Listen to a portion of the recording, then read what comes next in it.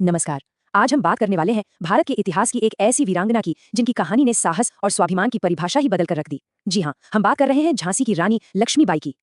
ये लाइनें, ये पंक्तियां हम सब ने सुनी है ना? पर ये सिर्फ एक कविता नहीं है। ये तो उस रानी के लिए सम्मान की एक गूंज है जिसने अकेले ही एक बहुत बड़े साम्राज्य को चुनौती दे दी थी। तो चलिए आज पता लगाते हैं कि ये शब्द आज भी हमारे दिलों में इतनी गहराई से क्यों बसे हुए हैं। तो हर बड़ी कहानी की एक शुरुआत होती है ना? और झांसी की रानी की कहानी एक रानी के तौर पर नहीं, बल्कि एक बहुत ही असाधारण लड़की के रूप में शुरू होती है। उनका नाम था मनु। उनका जन्म हुआ था 19 नवंबर 1828 को वाराणसी में।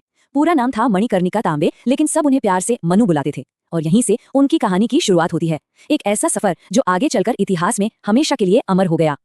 अब देखिए, मनु का बचपन उस जमाने की बाकी लड़कियों जैसा बिल्कुल भी नहीं था। मतलब सोचिए, एक तरफ जहां ज्यादातर लड़कियां घर के कामों में लगी रहती थी, वहीं दूसरी तरफ मनु थी जो तलवारबाजी सीख रही थी, घुड़सवारी में माहिर हो रही थी और युद्ध की कला में निपुण हो रही थी। उनका जो निडर स्वभाव था ना, वो तो समझिए बचपन से ही उनकी पहचान बन चुका था।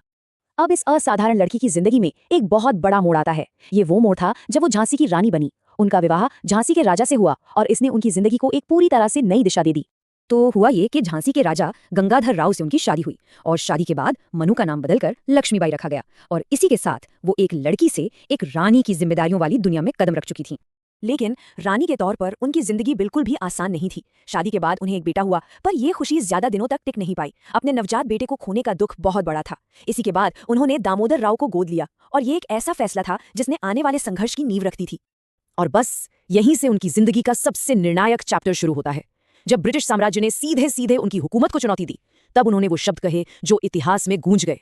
देखिए, अंग्रेजों ने एक बड़ी चालाकी वाली और अन्याय से भरी हुई नीति का इस्तेमाल किया जिसका नाम था डॉक्ट्रिन ऑफ लैप्स। इस नीति के हिसाब से, क्योंकि दामोदर राव उनके सगे बेटे नहीं थे, अंग्रेज झांसी को हड़पना चाहते थे। ये तो रानी के अधिकार और उनके पूरे राज्य के भविष्य पर एक सीधा सीधा हमला था।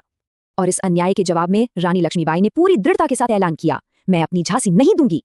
सोचिए, ये सिर्फ एक वाक्य नहीं था, ये तो उस विशाल ब्रिटिश साम्राज्य के खिलाफ एक खुली चुनौती थी, आजादी की लड़ाई का एक बिगुल था।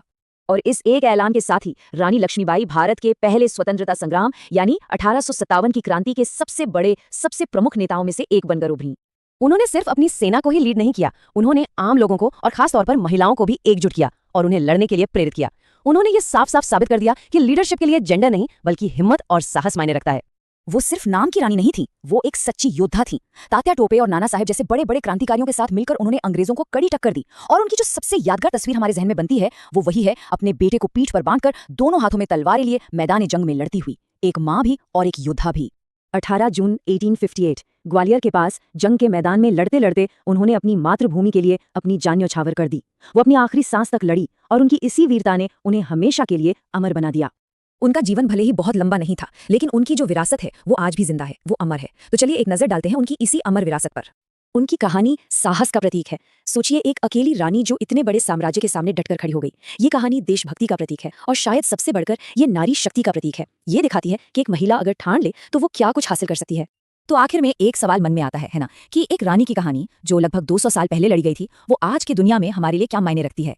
खैर, उनकी विरासत हमें एक बहुत जरूरी बात याद दिलाती है कि जब भी अन्याय का सामना हो तो साहस से उठाई गई एक आवाज भी इतिहास बदलने की ताकत रखती है।